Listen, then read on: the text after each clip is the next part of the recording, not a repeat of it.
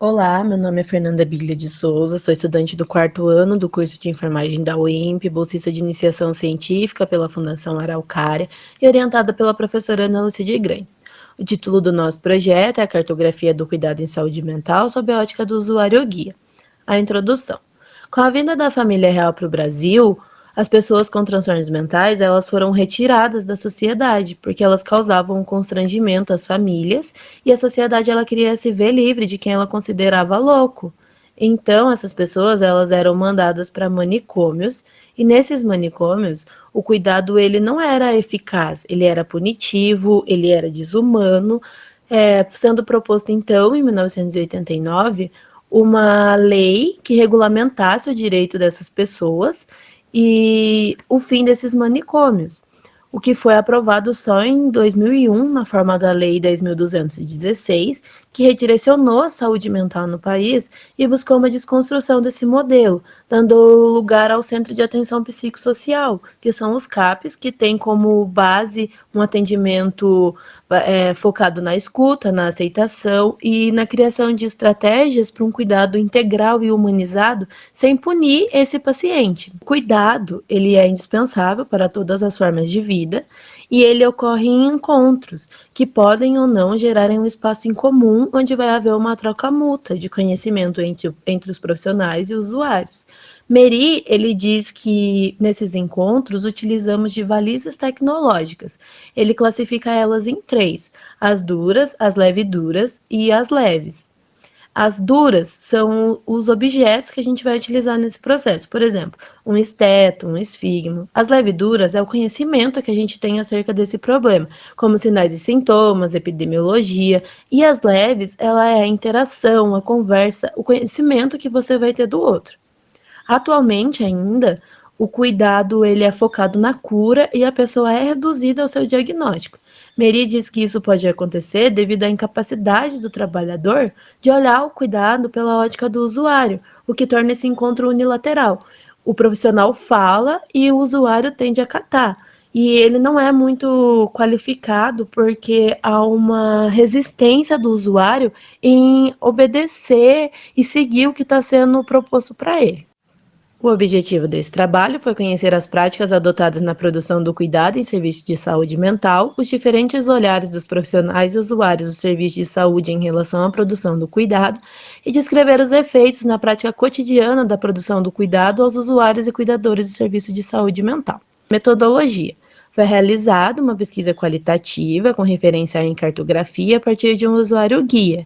A cartografia ela é uma diretriz que não tem prescrições pré-estabelecidas e a percepção do pesquisador sobre o objeto de pesquisa é levado em consideração.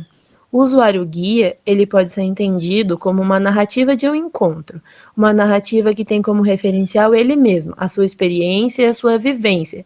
Ele deixa de ser um objeto e passa a ser um fabricante junto com o profissional. O trabalho ele foi apresentado à coordenação do serviço, que indicou um usuário que se encaixava nos requisitos de usuário guia, porém ele se recusou a participar. Foi realizada então uma nova indicação e ele aceitou participar. Foram marcadas então visitas domiciliares com o intuito de conhecer o cuidado em saúde mental que é produzido a partir do olhar dele. Os registros dessas atividades foram feitos em um diário de campo e logo após elas eram relatadas em áudio no aparelho celular da própria pesquisadora. Os resultados e discussões. Ele é um senhor de 63 anos, aqui chamamos ele de João para preservar a sua identidade. Ele é bem comunicativo e receptivo, porém um pouco confuso quanto à cronologia dos fatos. Ele frequenta o CAPS já fazem 12 anos e foi encaminhado por indicação médica após diversas crises de desmaios e agressividade. Ele diz que o seu diagnóstico é epilepsia e outros transtornos mentais.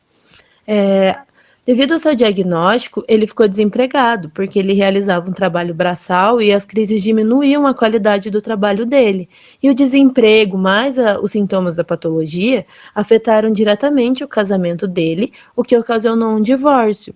E com isso, ele precisou voltar a morar na casa dos pais e se afastar dos filhos, porque eles ficaram com a mãe nesse processo. A mãe de João veio a falecer e o seu pai ficou doente e ele passou a ser o responsável pelos cuidados prestados ao pai e à irmã que possuem necessidades especiais.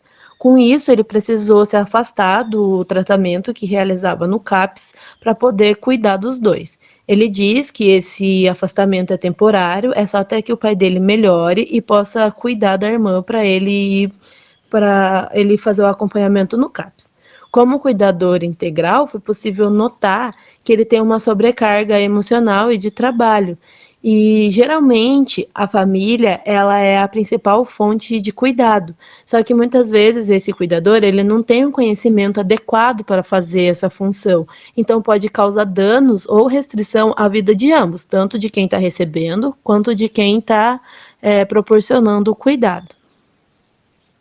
Sobre o CAPS, ele diz que é o serviço mais importante da vida dele, tanto pela assistência que dá à saúde, quanto nas demais necessidades, como, por exemplo, no começo do tratamento, que ele estava desempregado e os profissionais de lá identificaram essa necessidade e ajudaram ele no processo de aposentadoria.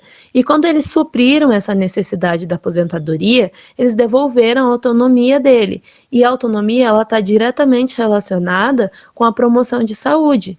Ele mostra a todo momento o quanto ele é grato ao serviço que acolheu ele após os diagnósticos e os trabalhadores de lá, eles, além de ensinar como viver em sociedade novamente, de como eles têm que tomar os medicamentos, eles ainda têm uma preocupação com, além disso, como uma preocupação com a pessoa íntegra. Na primeira visita que foi realizada a ele estava morando sozinho, porque o pai e a irmã não tinham ido passar umas férias em outra cidade, e nas demais visitas eles já tinham retornado. E era nítido a mudança dele, o quanto ele estava mais feliz, o quanto ele estava mais receptivo, e ele falava a todo momento que ele era muito feliz em poder ajudar eles, que era uma forma dele retribuir o cuidado que um dia o pai dele já tinha dado a ele. Sobre os demais serviços que ele utiliza, ele diz que no posto de saúde ele tem uma intimidade muito grande com os profissionais, ele se sente muito acolhido e muito bem cuidado lá.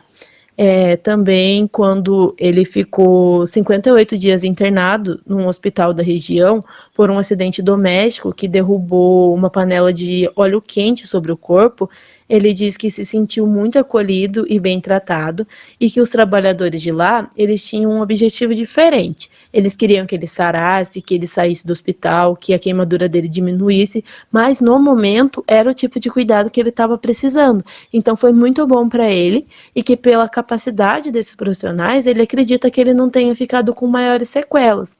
E também como era em um hospital em outra cidade, os profissionais anotaram o caminho que ele tinha que fazer, o ônibus que ele tinha que pegar, para ele chegar nas consultas. E ele fala que ele acredita que isso também é uma forma de cuidar.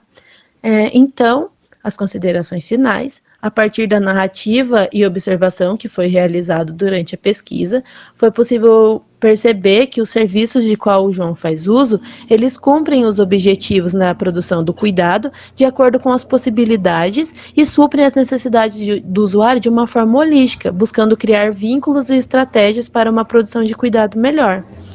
Ele também nos mostra que o vínculo proporciona um cuidado centrado no usuário, que vai além de técnicas e conhecimentos e está ligado ao respeito a esse indivíduo e à sua singularidade.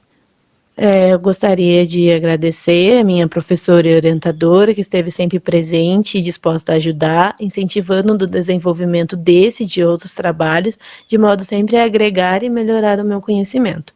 Ao UEMP, por proporcionar a possibilidade de participação em trabalhos científicos, e à Fundação Araucária, por subsidiar a bolsa de pesquisa. E essas são minhas referências. Obrigada.